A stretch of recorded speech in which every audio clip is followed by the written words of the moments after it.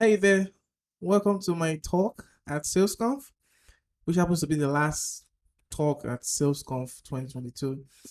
I'm pretty excited that we all are gathered to celebrate this amazing Node.js framework called Sales for the second year in the row. Pretty pumped about that. So last year I gave a talk about keep betting on sales.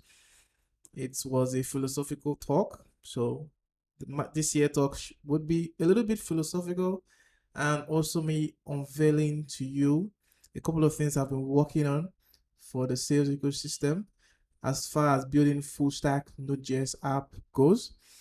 So yeah, I hope you like it. So let's get to the talk.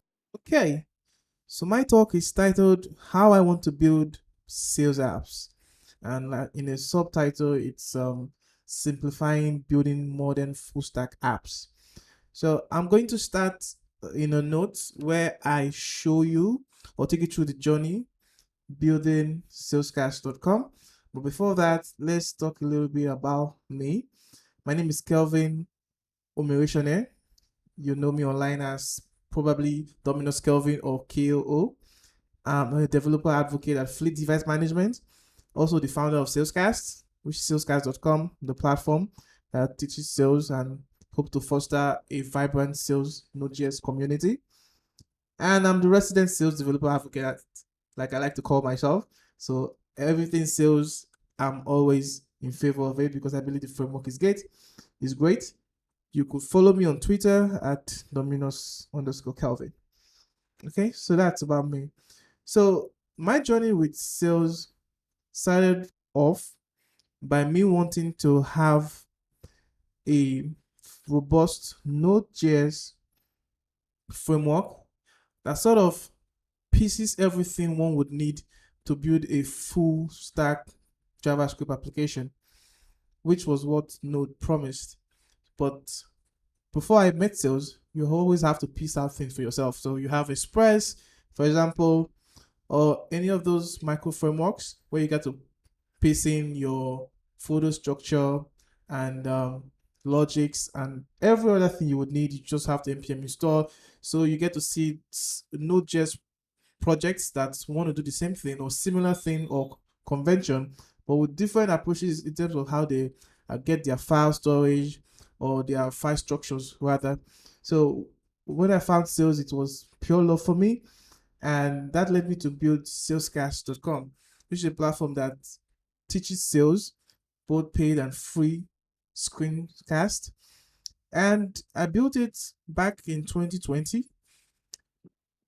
This was me announcing to the world that, hey, I'm going to be building Salescast in 6 months. These are my targets. And it was really exciting time. And based on my knowledge at that time, I went for an architecture which was pretty popular, which is a server or an API. In this case, it's going to be powered by sales.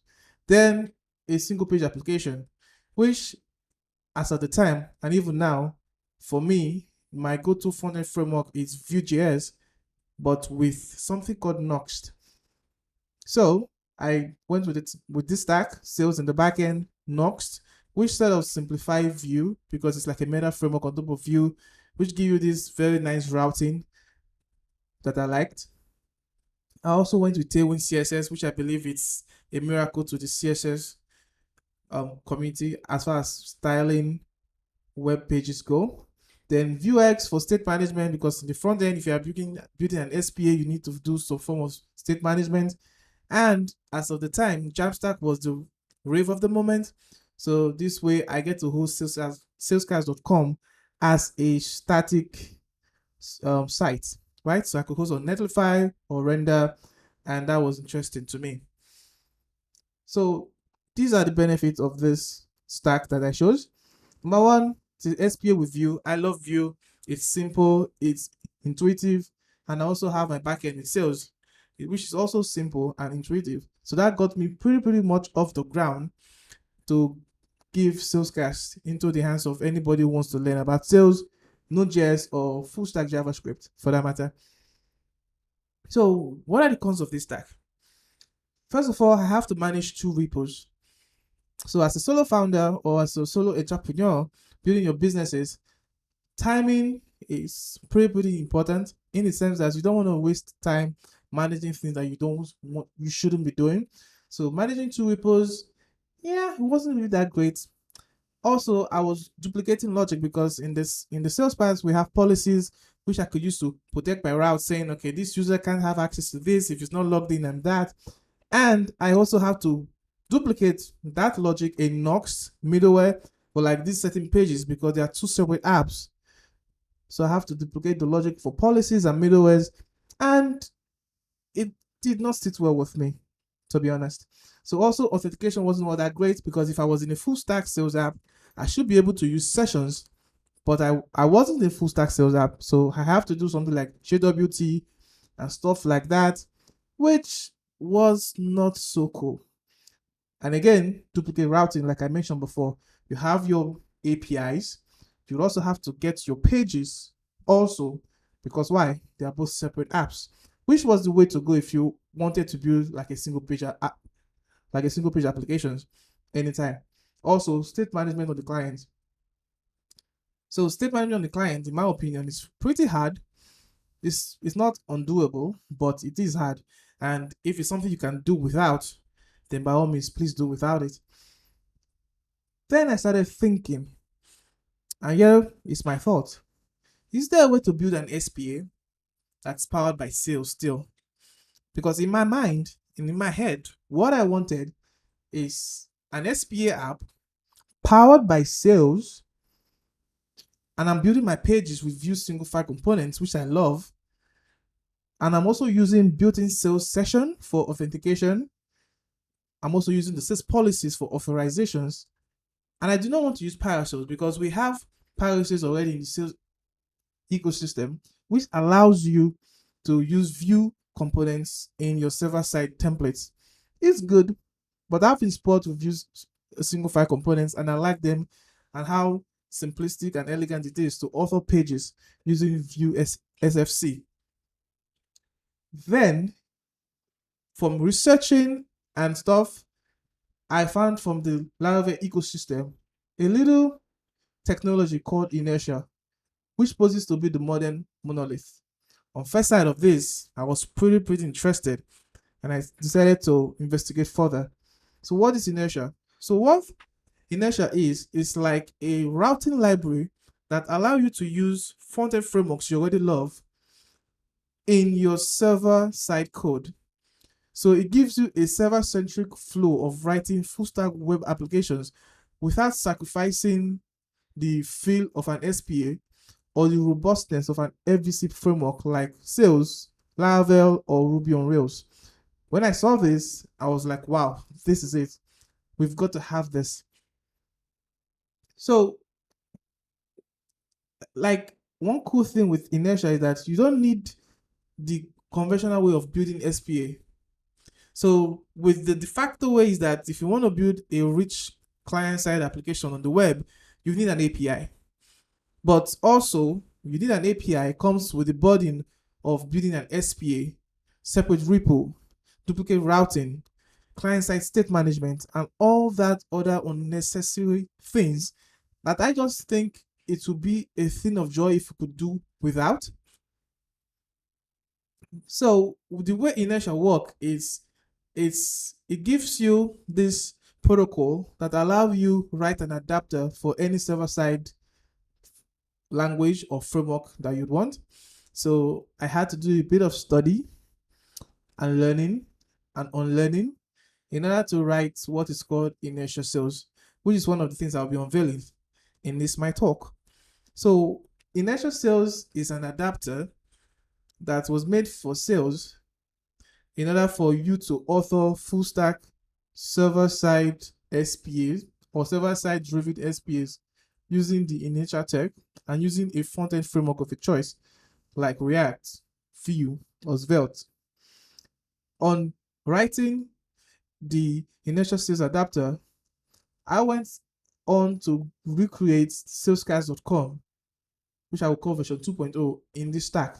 So currently now, salescast.com run on Inertia. So it's a full monolith like SPA running on inertia and powered by sales with Vue 3. And this was mind blowing for me. That eliminates duplicate routing, maintaining two repos, and everything was so much faster. I rebuilt salescast.com in less than a week, or maybe 3 days, with this stack, and it was beautiful. So, what's powering salescast.com again? 2.0. We have sales, we have inertia, we have Vue 3, and Tailwind CSS. This was mind-boggling for me because inertia just sit there and allow my sales app become an SPA using Vue 3 SFC, or you could use React or Svelte if you want. We'll get to that in a bit.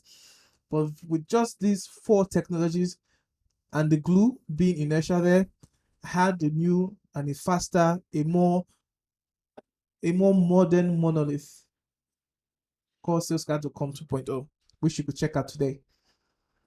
Then again, I started thinking again. And here's what I thought. How do I make building this style of monoliths for the sales ecosystem easy? Because in the Salescast community, there are questions coming up. You say, yeah, I'm just coming into sales. What do I need to do in order to use React in sales or use Vue in sales? So this is the answer I'm giving you. And I'm introducing it. It's called Create Sales. It's a CLI tool available today that you can use to scaffold full stack sales application on 3 of the most popular front-end frameworks, which is either Vue, React, or Svelte. So you could visit the docs today. The docs is live. You could check it out. So let me show you how you can use Create Sales today to build full stack modern monolith. First of all, you just have to go into any folder you want. Then you run npx create sales, then the name of your app. Then the CLI tool will prompt you choose a framework, which we have supported Vue, React, or Svelte. Once you click that, it's going to scaffold a new project for you. You run npm install, you run sales lift, and you have a full stack modern SPA with either Vue, React, or Svelte. This is insane, and this is interesting. So with Create Sales, you get sales, of course. Sales is now the server-centric framework that will power your Vue, React, or Svelte components, which you've made pages.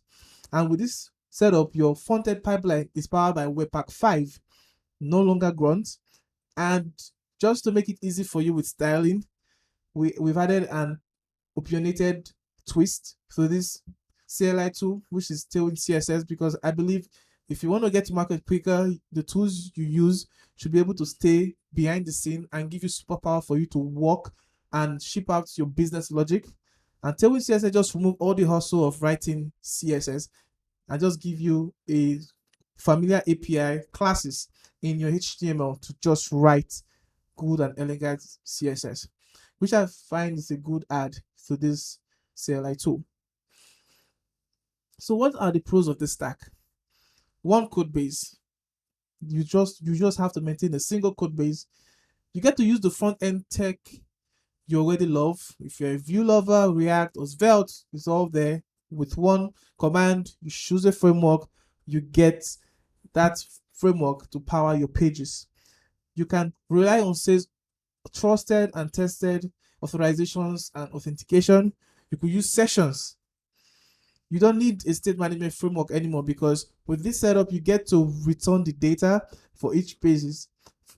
You return the data that every page needs in your app. And you get to learn a very solid way of building web apps, which is MVC. You get to build that skills along the way as you use the stack.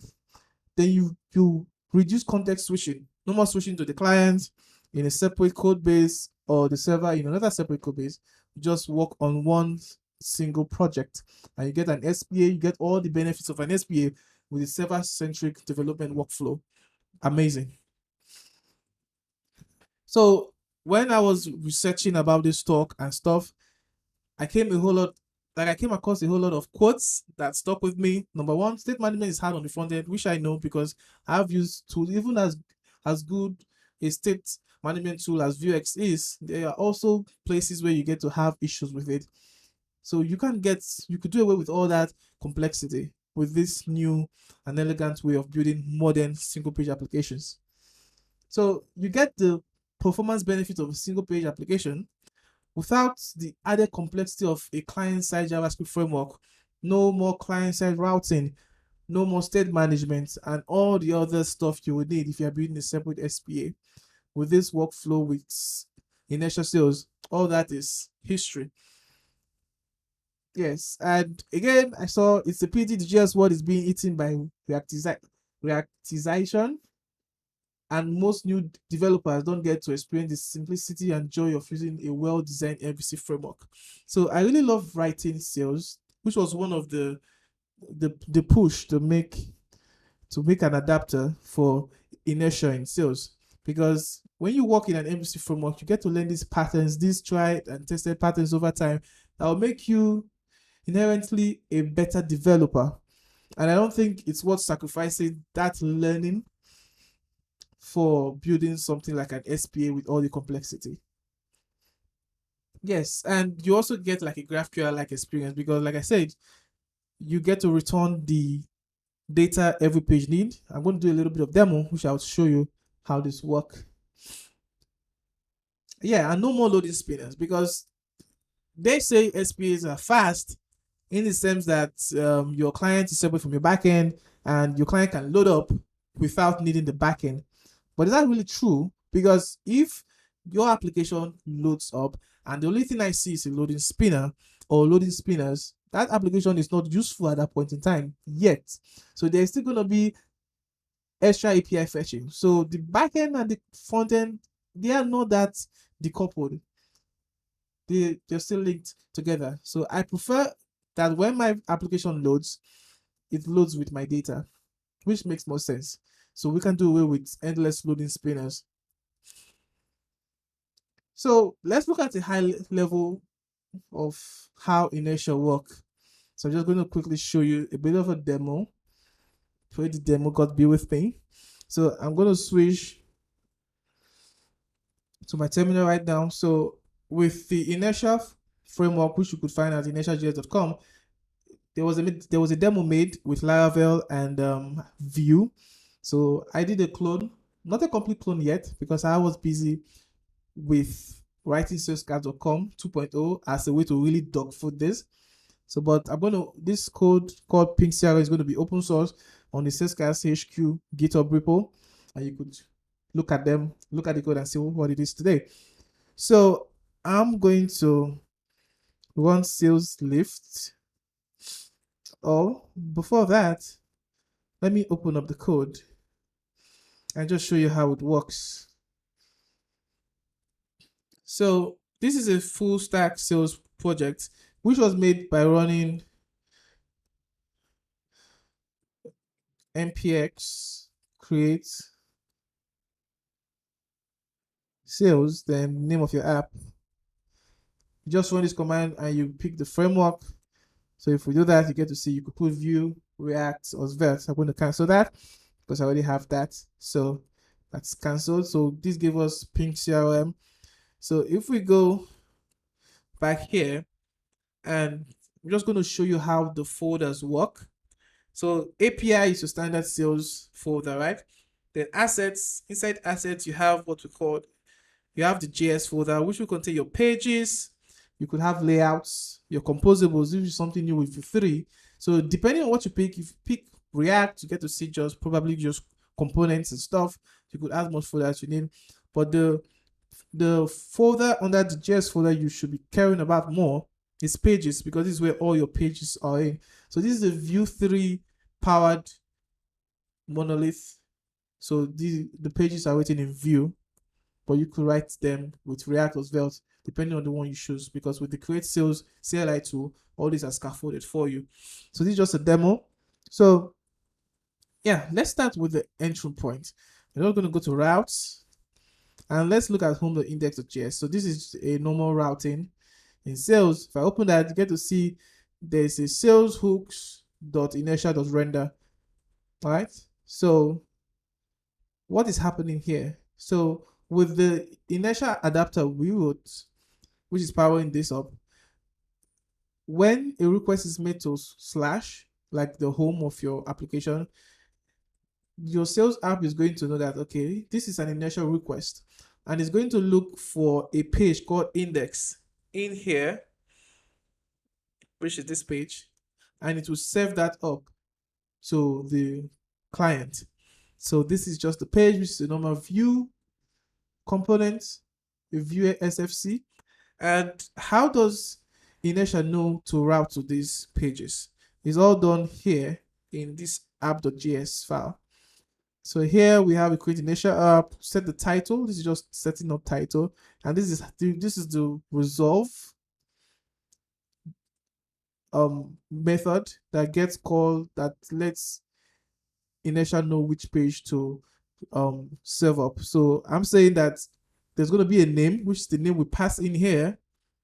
This is the name index, right? And for every request, it's going to check, is there a component called name with that name, and it's going to set that up. So this is just some layouting, some setup here, which is going to render that app and those pages. All right. So that's basically it. So let's look at another page, like the login page. If we go to routes, let's look at view login. See, view login. The same thing is 7 days, and 7 days render login. And you don't need to add the hooks to it. So there's an alias which you could just simplify by just doing sales-inertia, sales.inertia if you want to. All right. So that's that. So that's pretty it. So for every route, you could render a view, a React or Svelte component, and it's working live right now. If I go, let's start up the server. So let's just see how that works. Okay, I'm gonna go. Let's say we start later. Let's open PingCRM, and you get to see this is the app we are on. And yeah, let's log in and let me show you the network request and see how Inertia sends a request to the server, which is my sales server, and my sales server knows to send a response back with the component and the data. So I'm just going to log in, and this is the dashboard. So if we go back to my terminal, you could see the requests are being made, and you could see we have the dashboard. So let's visit these organizations, for example. You see we have a list of organizations. How is this being fetched? Let's check that in Inertia. Before that, let's just look at the network tab and see what's happening in there. So let's go back to dashboard. And you can see for every click, because of the way Inertia is set up, our page is not making a full server-side refresh. Because Inertia know you want to make an initial request, it's going to intercept those clicks and send an XHR request, which you could see here, which our sales server know how to interpret because of the Inertia sales adapter, and it will send back the component name and the data needed for that page. So you could see here, let's look at the response. You could see the component is indexed, and these are just the data it needs. So these are extra data I'm sending for the logged in user, which you could see there. Then also some metadata that Inertia need. You could see all these details in the Inertia-sales docs, and also the inertia.js.com, the official docs for the Inertia project. So if we clear this, let's see how this organization page is rendered. You could see we sent an initial request, and we get to see this is what we get. So we have an organization/index component, which you could find in our code base here. You could see index. So this is the page that was served up, and you can see that we are always specifying the prop.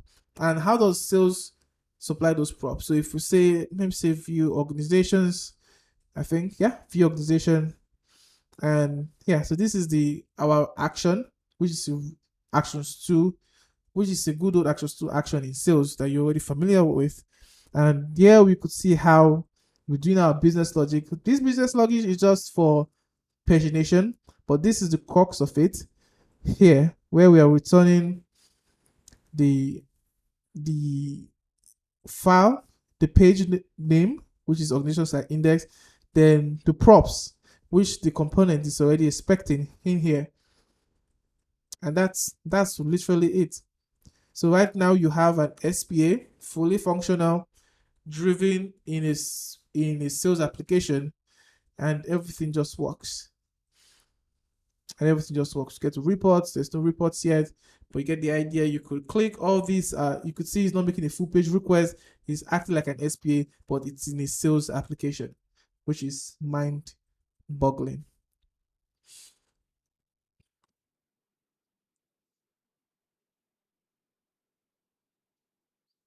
All right. So let's go back to my tour. Let's go back to the slides. Okay. So yeah, so that's what I've been working on. And I'm pretty excited as this is the way I want to build full stack sales application going forward. And I believe a lot of people could share that sentiment with me that building an SPA in 2022 or forward should not be a hassle of having different repos and stuff, but you could have a fully robust framework like sales powering an SPA like experience that you don't have to sacrifice the benefit of an SPA or inherit the complexity of writing an SPA. With the create sales CLI tool and the inertia sales adapter, you could use inertia with your Vue, React, or Svelte and have an SPA experience while also gaining the robustness, the security of a full stack matured MVC framework like sales. So if you have any question about this, I'm pretty much excited about this. All these projects, they're going to be open source and announced on the Salescast channel. And if you have any question, you can always reach out to me at Dominos_Kelvin on Twitter or the Salescast Discord channel. And yeah, so I'm going to thank you once again for attending SalesConf and also listen to my talk. Any more questions, reach out to me on Twitter, like I said, or on Discord. Happy SalesConf.